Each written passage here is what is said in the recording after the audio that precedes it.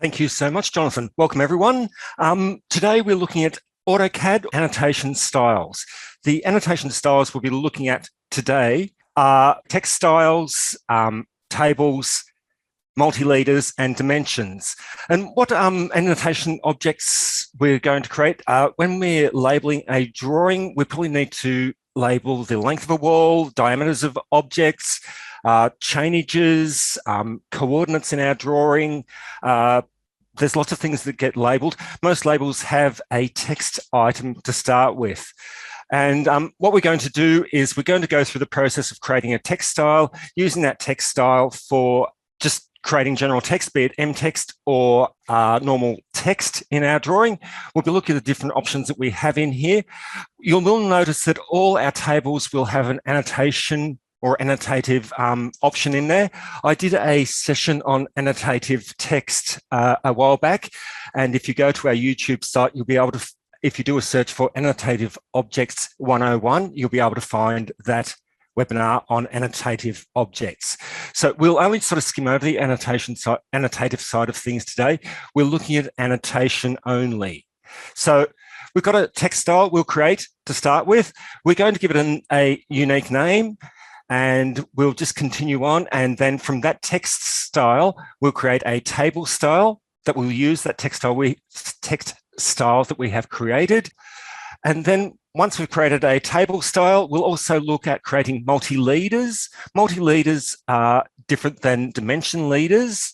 And with multi-leaders, we can add additional arrows to an object. And, both sides, the different attachments and things like that. We'll have a look at all that sort of information when we're looking at the multi-leader styles. And then finally, the big one is dimension styles. Quite a lot of people have issues with dimension styles. So I'm going to go through and create a new dimension style in a drawing. And I'm going to give it a name. I'm just going to prefix everything today with CSS just to signify that, it's a company name or company standard style that I'm creating. We'll also be looking, when we're looking at the dimensions, we're going to create a master dimension style, and then we're going to look at how we make changes to the different types of dimensions that can be applied in your drawing. You might find that angular dimensions may need a different accuracy than your linear dimensions. We'll look at how we can go through and we can change those settings for the different types of dimensions that we can apply in AutoCAD or BricsCAD. So initially, we're just going to go into AutoCAD. I'm just going to start a new drawing using a basic template. So this is the standard drawing that you would open in AutoCAD. I'll just turn the grid off just to, so it's just not so confusing. I'm just going to paste a couple of things into my drawing here, just so we've got something to label when it comes to labeling in a short while. So I've just brought objects in. They're fairly basic. So what we're going to be looking at is mostly on the Annotate tab of the ribbon. On the home panel, we have the options here to add annotation into our drawing, and we've got different ways of adding the annotation. What we're going to do here today is go a step higher up into the hierarchy, and we're going to look at actually creating those styles that our text is based on, be it the dimension text or multi-leader text or any of that sort of stuff. It will be created using the Annotate tab. You will see in here that if we expand here, we can expand on standard, and we can click on manage text styles. And if we go into the other options here, we've got dimensions, we've got multi-leaders, and we've got tables. If we expand these, we'll see that at the bottom of these entries, we have items that say manage tables or dimensions or whatever it may be, whichever one you click on. So, but for our session today, we'll have a look at Annotate tab. And what we're going to do in here is we're going to have a look at firstly the text style, then we'll move on to tables, then leaders, and then dimensions. So what we're going to do is we're going to create a text style. We can click on this button here and type this, or click on this button here, and that will bring up our text style manager. You'll also notice that on these ribbon panels here, you have a little arrow on the corner here. You've got one for text, you've got one for dimensions, you've got one for leaders, and you've got one for tables. If I'm to click on these, this will bring up the style editor for whichever tab that you're in. So that's an easy way to get in there. There's also some shortcuts to get to your different styles. As we're working with the text style initially, we could come in here and we can click on this button here and it starts up the text style window. We could also type ST and that will bring up that same window. You can type style of the command line and that will start this command also. So as you recall, at the start of the session, we started a new drawing using a default template. And when we open a default template, it has some styles and different things in there already. You'll notice that a lot of the styles will have a name called standard. Standard is the default style that comes through to every drawing. There needs to be a default style, be it text style, multi-letter style, dimension style, whatever it may be, needs to be in a drawing. So standard is the name that will be in every single drawing that you open. But what we're going to do here is we're going to create a new style. Styles are fairly easy. It's all on one screen here and we'll be able to just create it quite easily. We just click on new and it's asking us for a name. I'm going to put CSS at the start of my name, just so it's you know, if I was working in a company, I would prefix my styles with my company name that I'm working for or some abbreviation. So I'm just going to call this one standard. So my text style I'll create will be called CSS standard. So if I highlight here, you'll see up here, my current text style is CSS standard, and these are the settings for my font. It's quite obvious, really, in a lot of respects, what needs to be done up here. We have a font name that'll be associated to this style. So what we're doing with the settings for this style is we're going to set the height, if we need to set a height, the font style, the font name, if we've got a width factor on it, if we're using obliquing, or if we wanted to display upside down or backwards or anything like that, this is where we would set the defaults. We may set the defaults in here, but those settings can be changed in properties, or if you go and edit your text, you'll be able to modify these settings in here. So what we do with our styles, we set the defaults that we think will be used mostly for whatever style that we're creating. So for this one, we're just going to go CSS standard. I'm just going to use a narrow font just so it looks different than if I had standard or something like this. I can change the font style to regular or bold or whatever it may be, and we'll see this updating in this window here. If I was to choose there's two types of fonts in AutoCAD and BricsCAD. We have TrueType fonts. I should have explained this previously. We have TrueType fonts, which are your Windows fonts, and we have SHX fonts. SHX are compiled text fonts for AutoCAD or BricsCAD, and they behave differently than TrueType fonts. With SHX files, we can set them current. So if I find a text SHX here, so we go bold SHX, you'll see that the line work is actually, the text is made up of multiple lines, if we could zoom into that. Whereas with TrueType fonts, you'll find that your text will be solid line work in your drawing. With SHX fonts, you can use big fonts. This has become sort of obsolete now because most of our fonts are available as TrueType fonts, and you would just choose the TrueType font. The use big font was back in the day when we needed to use additional symbology in fonts that wasn't able to be produced in a standard character set. But you know, when you're adding text to your drawing, you know you have the character map and all that sort of stuff, so you can bring any character from any font into any piece of text in your drawing. So big fonts have become obsolete, and you'll find that most people don't use SHX fonts anymore. They use the standard Windows fonts. But be aware, when you're using fonts, no matter whether they're TrueType or if they're SHX fonts, if you use non-standard fonts in your drawing and share your drawing, those fonts will not be available to other people. So I've just chosen Arial Narrow. I know that's a Windows font, so I'll have no issue with that. I could set this font to be, or this text style to be annotative. I'll do that, and you'll see that this item over here becomes highlighted or able to be edited. If it's turned off, I can set a height here. However, if I leave that as 0 and annotative off, I'll be able to set a text height with every piece of text that I put into my drawing.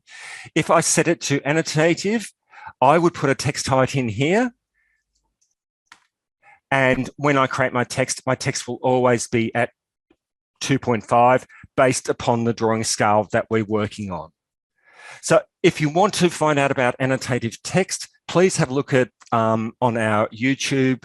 Just go to the Civil Survey Solutions YouTube and have a search for webcast Annotative Objects 101, and that will help you out with the annotative side of things.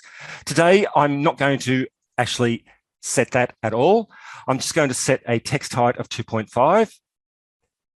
Normally, with your text, if I had a text height of 2.5, I would change the name of my style and include that height at the end here. So if I just hover over that and click, I can change the name of that text style.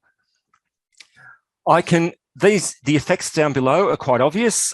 When I place text in my drawing, it can be upside down and it can be backwards, and you can see that's being shown on screen here. Width factor is the width of my text. So you'll see here, it actually gets, sorry, I didn't mean to put 12 there, 2, twice the width, 1, its normal width, 0.5, it will come out as half width. I'll just set that back to normal. And also we can apply an obliquing angle. That's almost obsolete because we're using a TrueType font up here, and we can actually set italic in here, italic bold or just normal italic. If you're using an SHX file, you could change the obliquing angle or the italicizing of the piece of text with this entry here. The normal entry here would be about 15. So that's the normal obliquing angle with a piece of text when we look at italic and with obliquing. So I'm just going to set that back to normal. Let's go regular. And you'll see here, my current text style is CSS standard, and that's what I want. So when I place text in my drawing, it will be created using CSS standard. So I've just clicked on another entry. It's asking me to save. So it's just save that setting. If I double click on here, my current text style changes. Double click here, I can set my style current here. If I close this and I place some text into my drawing, let's place a single little piece of text here, and so I'll zoom in a bit so you can see it a bit clearer.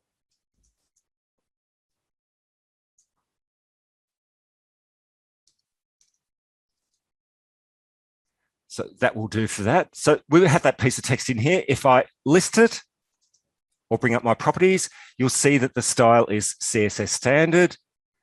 I'll just bring up properties. I'll bring that across. And our style in here is not selected. CSS standard. I can come in and I can modify this style if I want. And if I change this to 1, my text will not update, or it does, sorry. It does update. So that's good. I was just going to show you how to do that, but I must have regen on. So if I have text in my drawing and we've got multiple pieces of text using that same piece of that style, we can modify the text style. And if we want to use a different font, we can come through and modify that, apply, close, and that text will update to use the style and font that we're using. So you'll see now that this will be width of 1, wherever it is down here. Sorry, width. Sorry, that's in the style. So in the style, it'll be at 1. And, we can just go through, we can modify, we can create more. So I've got 2.5 text here. I can just come on here and I can click on that and I can put 2.5. Sorry, 2.5 on the end. And if I was going to create another piece, another different height, I can actually click on new here and I'll go CSS standard 3.5. And if we have a look at 2, because I had this one highlighted when I created a new one, it's actually duplicated all my entries. So all I need to do in this one is type in 3.5 to create a new text style using that one. So if I have that set current, click on new, I'll just go 5.0 just so it's a bit faster to type. Double click up here and I can just put 5 in here and that will be all I need to do to make different text heights if I was using the annotative options and things in here. So we'll close that one down. So we have our text style. Next step is we're going to create a table in our drawing. So we need a table style. When we create a table, we're presented with a style to create that table as. So in here, the default, as I said before, standard is one of those names that appears pretty much everywhere because we need a style in here. But what we're going to do is we're going to create a table style. We can type TS and bring up the table style manager. We can click on this arrow over here and we can bring up a table style. So what we're going to do now is we're going to create a new table style and it's going to be based on the text styles that we've just created now. So what I'm going to do, table style, the only styles we have in our drawing are standard. We have a list down here. We can list all styles and all styles in use. None of them are in use at the moment, but it will always show standard. So what we're going to do now, we'll click on new to create a new table style. As before, I'm just going to call this CSS and I'll just call it standard. I can use the same name as I did for the text because it's a different item in my drawing, but just to keep it separate, we'll just call it table as well. And when we create a new table, we start with we use an item to start with, and that's standard in this situation. So I can come in here, I can create a new table style, and you'll see that in here we have title. I'll just make this a little bit bigger so it's a bit easier for you to see. So over on the right-hand side, we have cell styles. And on the left-hand side, we have starting table, select table to start from. So we could actually select a table in our drawing and use that as the basis for the table that we are creating. For this situation, we're just going to go from the original standard and we're going to create a copy of that and modify it. Normal direction for my table is just going to read downwards. Reading up is your title will be down at bottom and your data will be up the top. Basically, a table in AutoCAD or BricsCAD is very similar to an Excel table. So we have cell styles, we have our data style, we have header style, and we've got title style. So if we have a look over here, we've got title here, we have header here, and we have our data entries down here. We can create new styles, new cell style, and copy of data, we can just go CSS data, and that will be a copy of our data. And we can modify that to use anything that we want. So what we'll do, we'll make the data 25 high, and we'll set the text color by block. You can set color by layer or to a specific layer or a specific color if you want. Entirely up to you. By block is the same behavior as you have with a block when you insert it onto certain layers. It takes on different properties, which I suspect most of you will be familiar with that anyway. Borders, we can define what borders we want to have around. And if we come over to general, we can choose whether we want fill color, how we want the items aligned in our cell, what sort of format, be it text, numbers, or any of those sort of things, similar to what the options you would have in Excel, and also our margins. So 1.5 horizontal, so 1.5 above, 1.5 below for all those. We can then apply these styles that we create. So I'm just going to create another one. I'm just going to call this one, call it header. I'll call this one CSS-header. Continue, and then we can come through and we can modify these to whatever settings we want. So I'm going to go to style 3.5. So it's selected the text height of 3.5. We can change our borders if we want. And now we'll go and we'll create another style based on title. And I'll call this one CSS. Title, continue, and we can modify this as we did with the other ones. This one, we're just going to change the style to 5.50, so that'll give us the height of 5 for our title. We might want to set the color of that one. We'll just set the color of that one to red. We'll go back to data and we'll set the data to color magenta. Selwyn.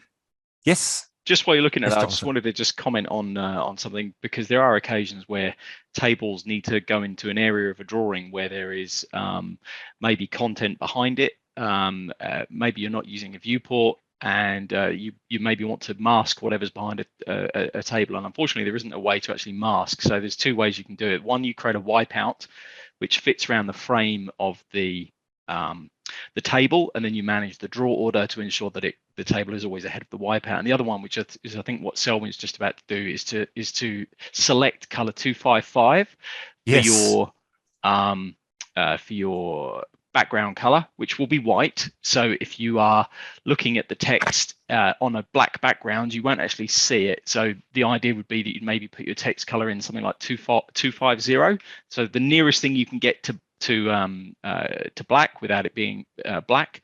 Yeah, that seems to be the only way at the moment, which I could see of masking content in a table just by setting that up. Yep. Yeah, Thanks. the easiest way is just to create a wipeout behind the table, really. Yep. Yep. But if the table alters, you'll have to modify that wipeout as well. Yes. Yep. So that's sort of the only issue with that one. But yes, 255 will help out enormously in that situation. Thanks. I'll just set that one. Oh, bother. I'll go none. Okay, just to set mine back.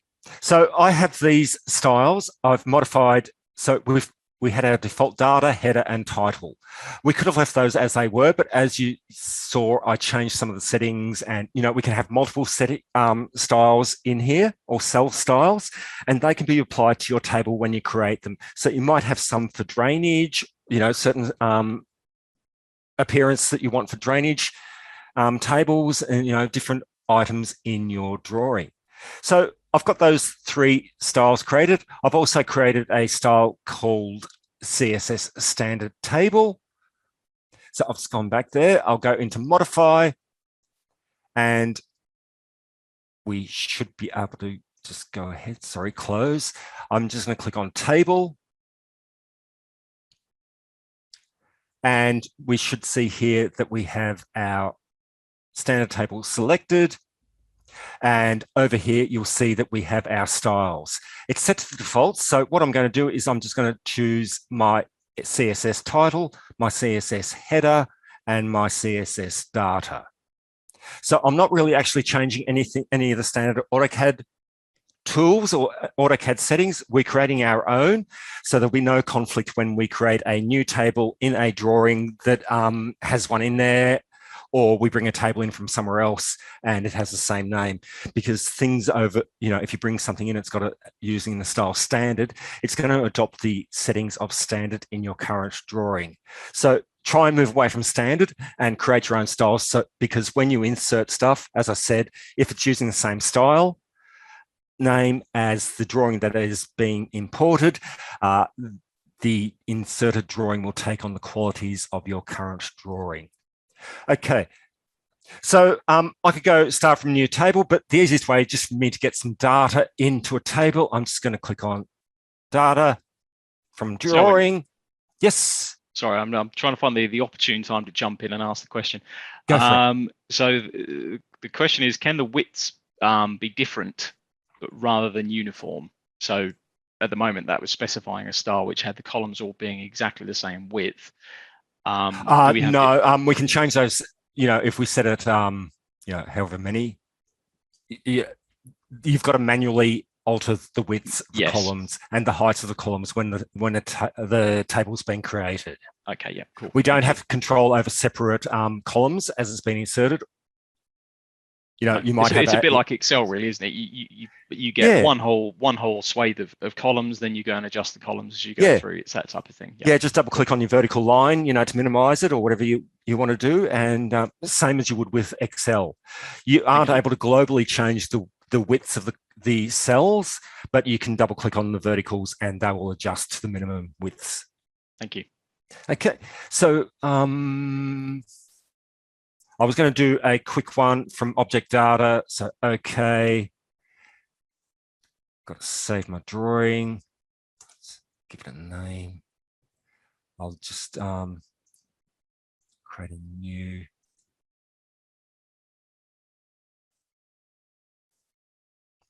And just get some information into a table for you.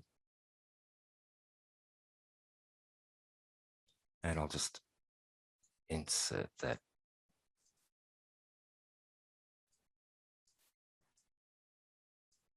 So that should be adopting the settings that we've just brought in for our table, which it doesn't look to be. I think I might have stuffed up there a little bit.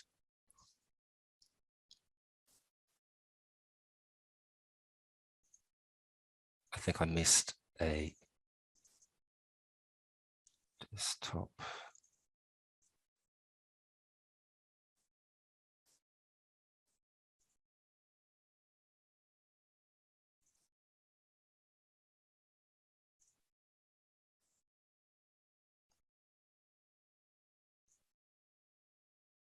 Okay, I can't choose the actual type. Sorry, guys. I'll just do a normal table. I'll just insert a table. So just basic.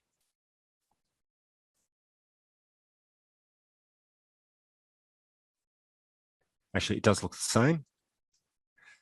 But it should be using all the styles that we've created. Okay, next one we'll move on to is leaders or multi-leaders. Multi-leaders are different than the leaders you can insert in normal dimensions. I can't even see leader in there at the moment, but anyway, multi-leaders allow you to place additional leaders on a label. So we're just going to bring up the multi-leader table. We'll create a new style once more, CSS standard. I'll just go ML for multi-leader. Sorry about the uppercase and lowercase there. So with our multi-leader, we'll go to leader format to start with. So we can have straight lines, we can have splines, or no lines in our multi-leader. I'm just going to leave it as straight at the moment. I'll leave the colors same as what we had with any of the other tables. We can split them up onto different colors, line types, and line weights. You might want your leader to be a certain line weight. You're able to set that in here or control it with your layers. We can choose an arrowhead.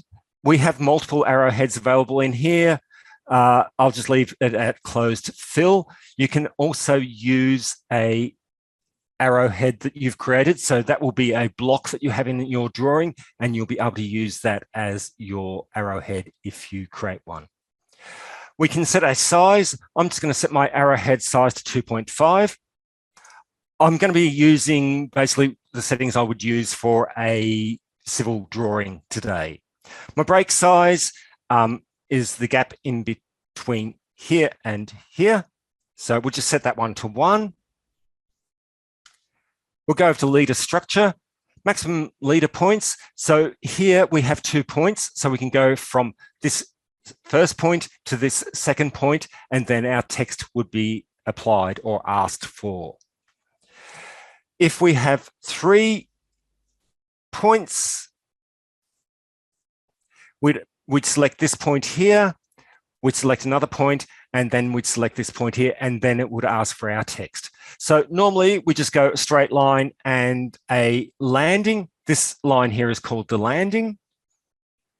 We are able to specify angles. If we want this to always be at 45 degrees, this line here, we can actually specify this in here and set this one to 45 degrees or whatever angle you would desire.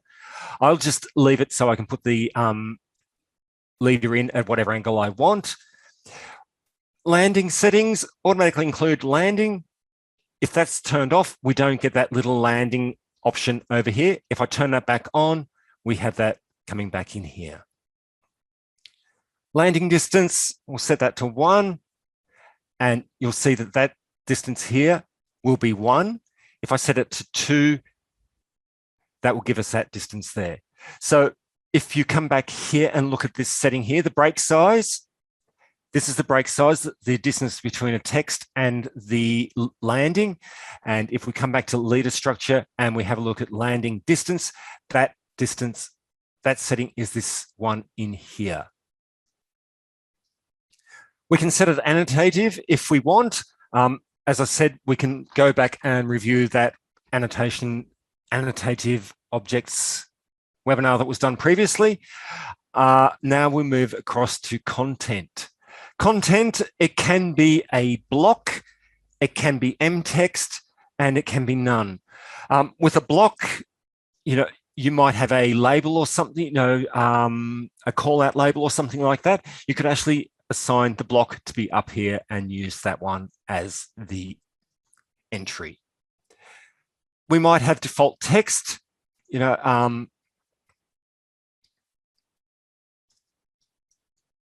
and that would come in and be placed into the drawing. I'll just remove that. So there's no default text. So when you're putting in a leader, that's what will show up on screen. Our text style, as I said, we're going to go through and we're going to use the styles that we created earlier. My multi-leaders will use 2.5 height. I might want to keep my text horizontal. And, basically you can choose which way you want that to happen. Now, text color, you can set a color for our text. We might just go red in this situation. We won't be able to change the text height because the text style has a height set. If we wanted to change the text height in here, our text style would need to have the height removed from it.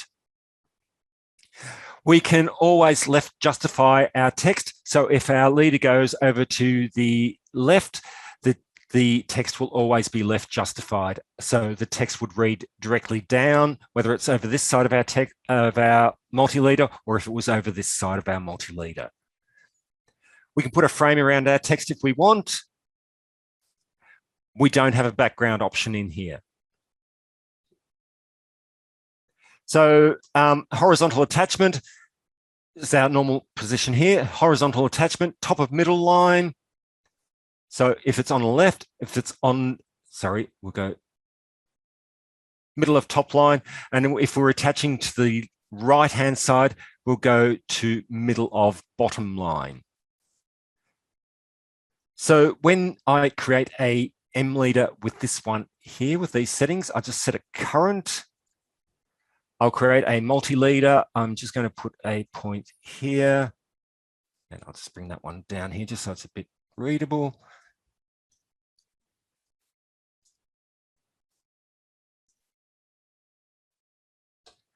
So you'll see that the red has come through.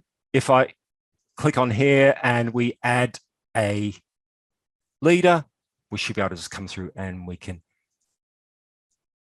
add those on. So I'll just add another here and a couple more. So if I edit this entry here, let's go enter. line 2.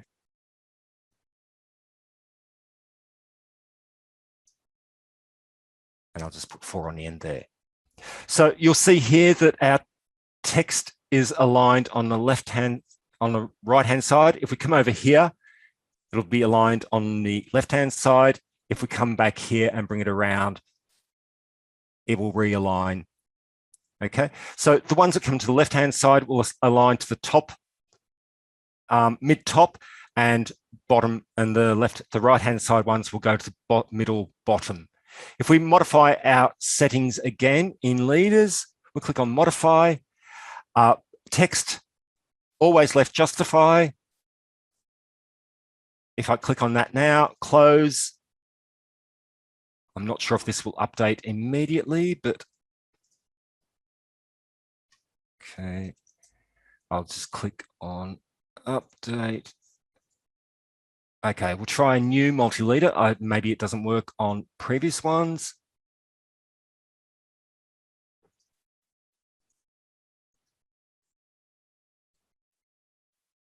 And I'll add a couple more.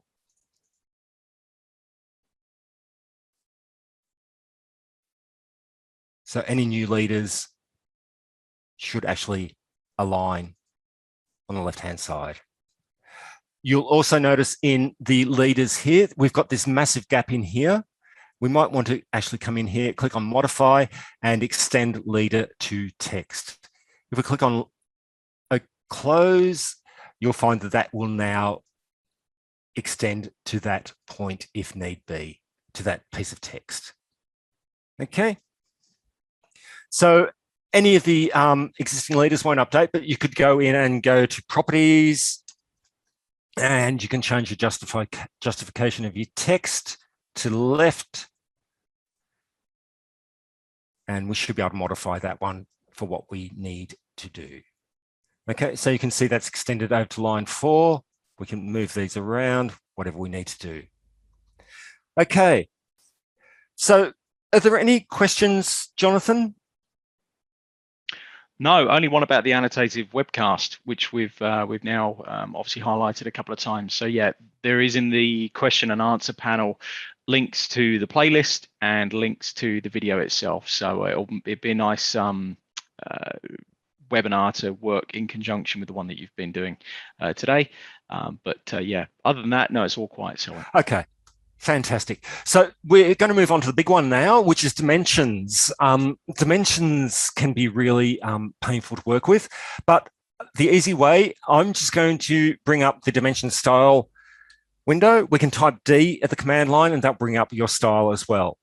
So what we have here, we've got our standard dimension styles that came in with my template. I'm just making this a bit bigger so we can see what's going on screen. What we're going to do now, I'm going to use the ISO 25 as my basis. When we highlight any of these entries here, we'll see that this image on the right-hand side changes. Looking at ISO 25, we can see that we've got commas for the decimal places.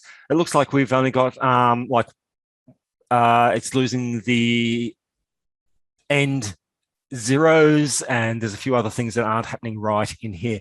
So what we're going to do is we're going to click on new, and we're going to create a new dimension style. And similar to the tables, we're going to start with a dimension style, and that dimension style we're going to start with is ISO 25. So what I'm going to call this one is CSS once more. I'll go larger, and I'll call this one I suppose ISO 25. As I said before, annotative, I'll leave that off for the time being. It just makes it a bit clearer for what we're doing today, leaving it off and not playing around with anything to do with annotative scales. You'll see here, we also have down here at the bottom, use for, and if we expand that, we have use for all dimensions, linear, angular, radius, and a few other options in here. My initial creation of the dimension style will be for all dimensions. So once I have my name up here, I'll click on continue, and that will create our new dimension style. We can see up the top here that it's labeled as CSS ISO 25. And if you recall, we've got a couple of things we need to change here just to make it into a format that we want. So what we're going to have a look at, we'll just go through the tabs here. Have a look at lines. The lines are basically the leaders or the arrows and the offset lines that are showing in our dimensions. We can change the colors of them similar to the other items on the other styles. So you can have your dimension lines. The dimension lines are these ones that are going across here. So from arrow to arrow are the dimension lines. The extension lines are these lines that go from the object up to our dimension. So, we might want our dimension lines to be, say, we'll go red for the dimension lines. And you'll see on our, I'll make this one a bit bigger, it might be a bit clearer for you. So you'll see on our window here or on our screen that it actually updates as we go along and make any changes. Line type, we want them always to be continuous, no matter what layer it's on. You can change your line weights, any of these sort of things. Baseline spacing is the distance if we were to create baseline dimensions. Baseline dimensions basically stack above an existing dimension, and it sets the space between your first dimension and your second dimension. My text height is 2.5, so I'm going to make my baseline spacing as 5. We can also suppress dimension lines. So you'll see dimension line here, 1 has gone. If we go on the right-hand side, dimension line 2 goes. There are different times that you will need to turn off the dimension lines, and there'll be certain times that you want to turn off the extension lines. The extension lines are probably the ones that you'll turn off more often. So if I click on that, you'll find that the extension line 1 has gone, and with that one, extension line 2 goes. So we'll just leave those on. We'll change the extension lines to color red also, just so our line work is the same color all the way through. Extend beyond dimension lines is the dimension from the end of your arrow to the end of your extension line. So I'm just going to go 1 unit past my arrow. And this one down here, offset from origin, is the distance from your object to the start of your extension line. I'm just going to make a round figure, and I'll just go 1 also. So the arrow will start 1 unit from the object that we're dimensioning, and it will also end 1 unit past the arrow. Okay, we could apply fixed length extension lines. If that was set to fixed length and length of 1, it will put an extension line 1 unit below and 1 unit above the arrow. If we set it to 2, it would set it at 2 units both top and bottom. But we'll leave that as it is. So 1 unit from the object and 1 unit from the arrow. We're working on the master style at the moment. So these are the settings that we want to go through to most dimensions that we will create. So symbols and arrows. First arrow closed, this is the arrow that we have in here. If I choose a different one, origin indicator, you'll see that we have this change here. First and second arrows can be different. So, your first one can be an origin and your second a closed fill or something like that. However, for our examples today, we're just going to stick with closed fill for all of them, because that's sort of our normal display. Our arrowhead size, I'm going to make them 2.5. My text is 2.5, so I may as well sort of stick to a standard size here. My center mark, if I have a center mark for a radial dimension or a diameter dimension, that center mark will be 2.5 units in length. My dimension break, if we have dimensions that cross each other, I'm going to set that to 2 units. When we have crossing objects, I'll show you how this item works in a short while. The arc length symbol over here, when we put a arc in, or when we dimension an arc, we put an arc length symbol. We may not want it to show up, or we may want to show it above or whatever. I will just leave it as preceding dimension text here at the moment. And the radius jog angle, we'll leave that as 45 degrees. and the jog height of 1.5. The jog height and the jog dimension angle is when you have a rather large radius, say like 2,000 units, and the center is way, way off in the distance on your plan, you can create a jogged radial dimension, and it will just put a little stagger in your dimension just to signify that it continues on. The next option that we'll go through is the tab, the tab for text. And as we created a text style earlier, and we're working with 2.5, we just set that to CSS standard 2.5. We could set the color of our text if we want. I might want our text to be blue. Fill color, we could have a background, and we can set that one in there. So unlike a table, we can actually set a background in here for our labels. Text height isn't able to be set because it's set in the text style. And we can put a frame around our text if we want, and we can choose the placement of our text. With a vertical dimension, we can place it above, place it centered. So we see we've got them centered through here. Outside, we'll put them outside. And we can put them below, and there's a couple of other options. JIS basically puts them out as far as they can go, but we'll just leave it as above. Horizontal, we can place them at the first, sorry if I extend that. So that first extension line over here. So this must have been the first pick point for this, second pick point here. So extension line 2, that will go over to this side. So you can actually assign them to be at one end or the other. So, like a chainage label, we can have them over first or second, but we're just going to return that to center, and view direction is left to right, which is normal for us. And the offset from the dimension line, as you recall, my dimension height is 2.5.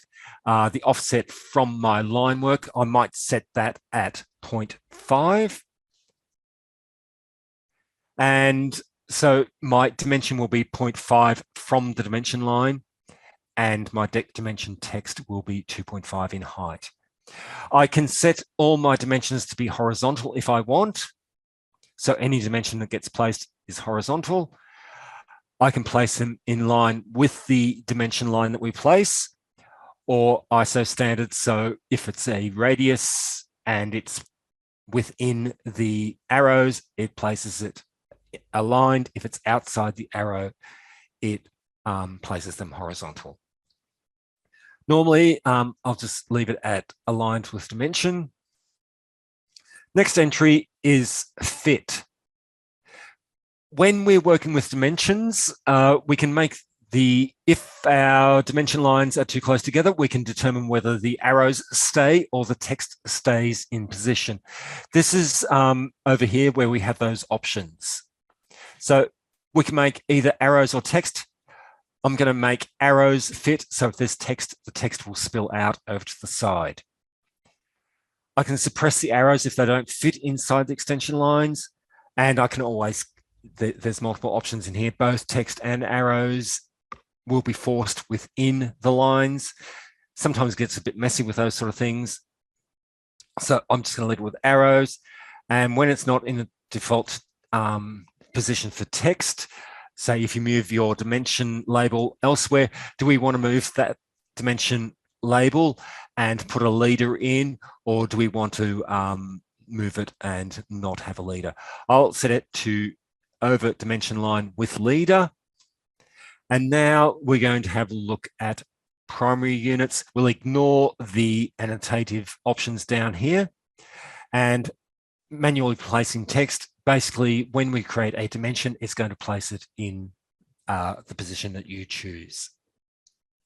The next entry is units. Units is the one that's probably going to be more interest for some of these things here.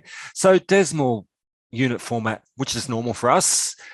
Precision, we're working in meters, or I'm working meters, so I want 3 decimal places.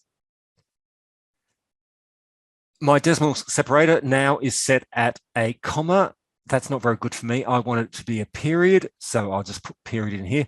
And you can see that my formatting of my numbers is becoming more like what I wish it to be. Round off, we've gone to 3 decimal places. If we go round off of 5, sorry, 0.005. Okay, that's better. Sorry. Round off, it will round off the third figure to 5, to either 5 or to 0, depending upon what the number is. If round off is set to 0, it will just be at the real figures. We can set a prefix if we want, and a suffix. Maybe all our measurements are in meters, and we can get that to place at the end. I'll just remove that at the moment. Scale factor generally will be scale factor of 1. When you apply your annotated scale, all that scaling will be sorted out for you. Okay, next one, zero suppression. You'll see up here at the top entry here, we've got 14.11. We've got 3 decimal places. So what we need is we don't want the trailing zeros to be removed. So we'll just leave that. So we'll have it to 3 decimal places. Leading suppression means it'll get rid of any of the zeros at the start. So if it was 0 point something, it would remove a 0 and leave the point something. We also have down here for angular dimensions, how we want our angles to be displayed. Normally it will be degrees, minutes, seconds. And we have here also units format. Probably want degrees, minutes, seconds. So we want it broken down into those entries there. We also have the options for removing that leading and trailing zeros. We'll just leave those as they are at the moment. Alternate units and tolerances. We won't really be looking at tolerances today.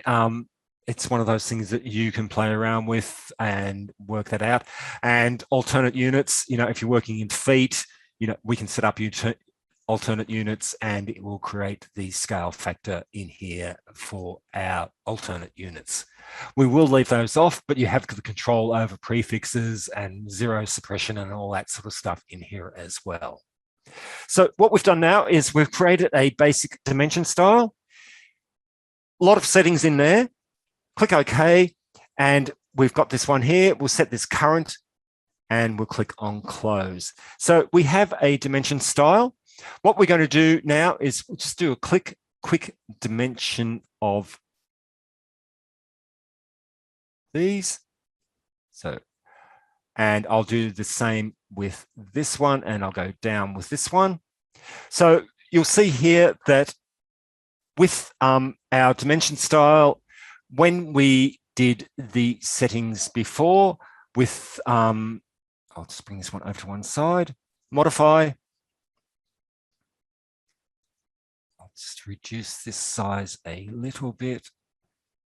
So when we went to fit, and you'll see here, we're fitting the arrows and over dimension line with leader if need be. So that's why we've come down with this one here. If we go beside line here, we go either text or arrows, best fit, okay, okay.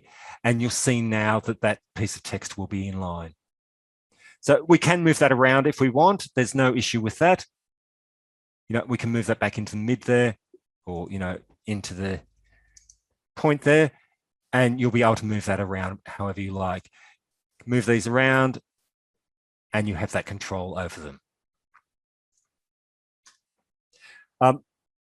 We'll see in here, we've got lines crossing each other.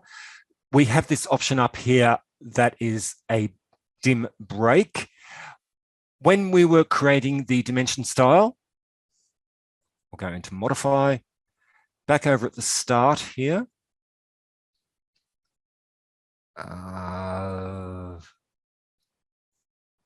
Break size, 2 units in here. When we run the break option up here, I'll click on this.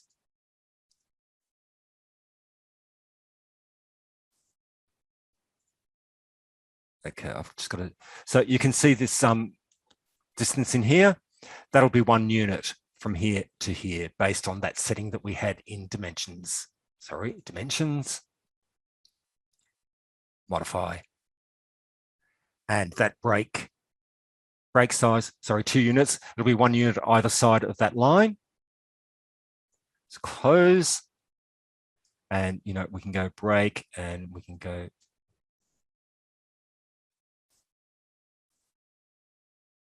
So they will be labeled. You'll be able to move things around. So if I stretch, they should update if need be. Okay. So we've got our basic dimension style in here. What we're going to do now is we're going to create maybe, hold on. We'll create a dimension here. Let's make that one horizontal. So when we've got baseline up here, we've got continue. Normally with continue, you can just come through and it will just continue through. If you recall previously in our dimension settings, go back into modify, and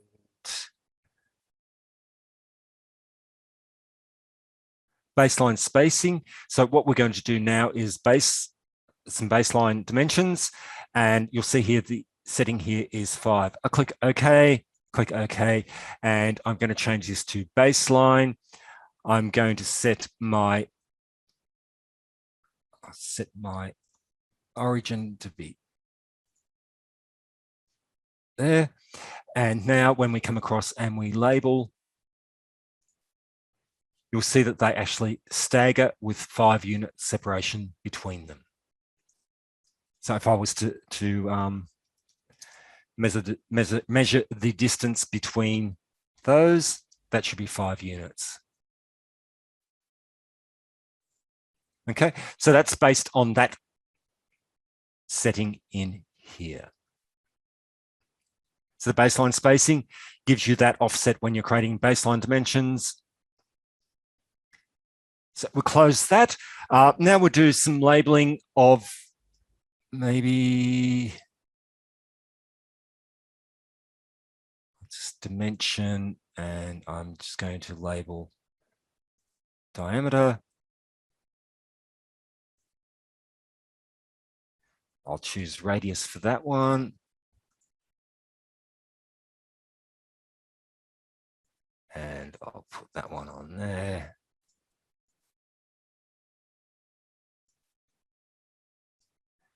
And I'll create an ordinate one also. And I'll go from that one. Okay, so we might find that, we've got this display here. We'll also do, dimension and arc.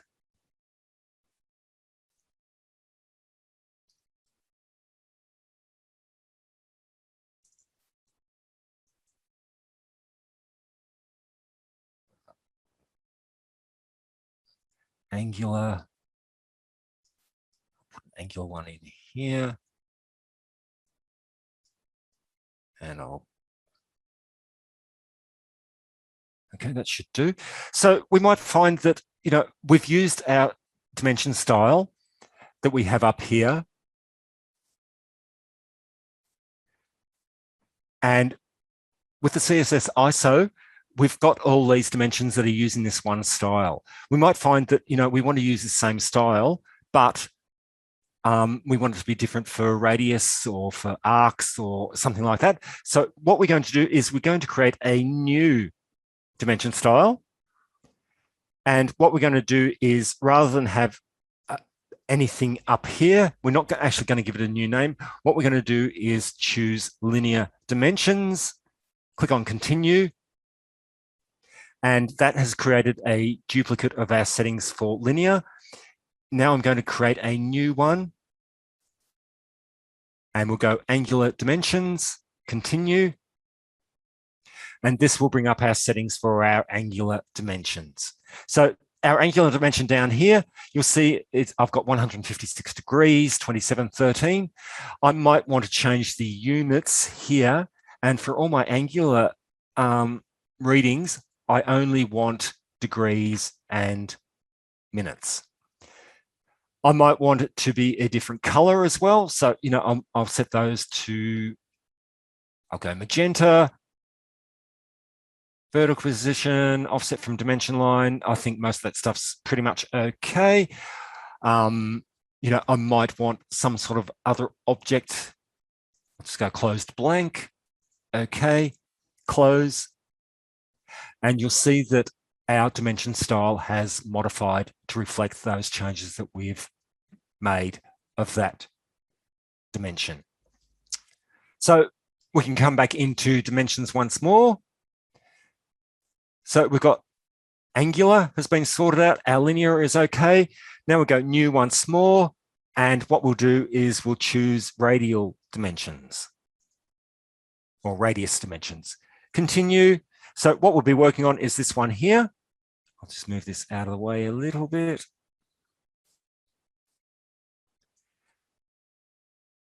And, radius, we'll set them the same color as the other ones. Might want to fill on the background. Might want to frame around the radius. Any of this sort of stuff, you can come in and you can modify these settings in here for the different types of dimensions you've got.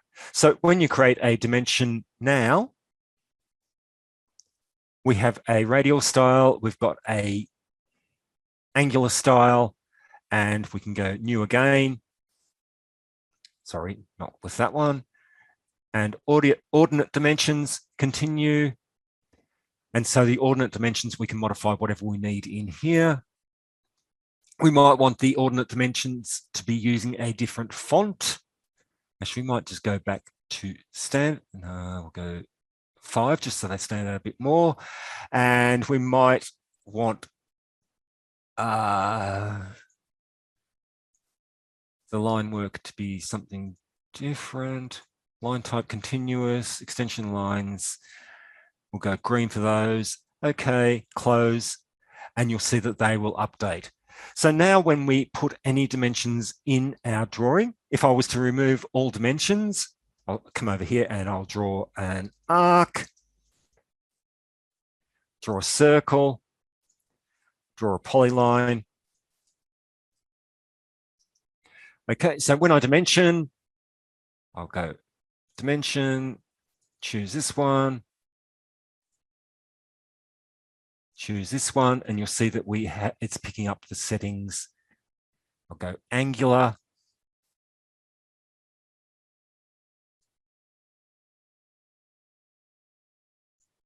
And you'll see that it's using the different settings that we have. Even though we've only got that one dimension style, we have the different ways of displaying the sub styles in there. So it's very handy to do.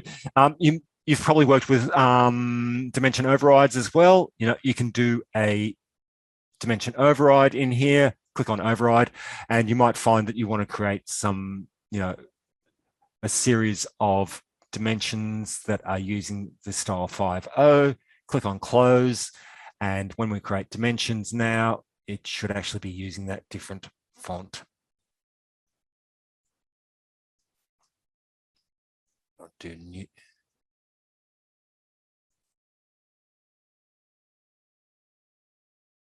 So put that one there, and it's using that different font.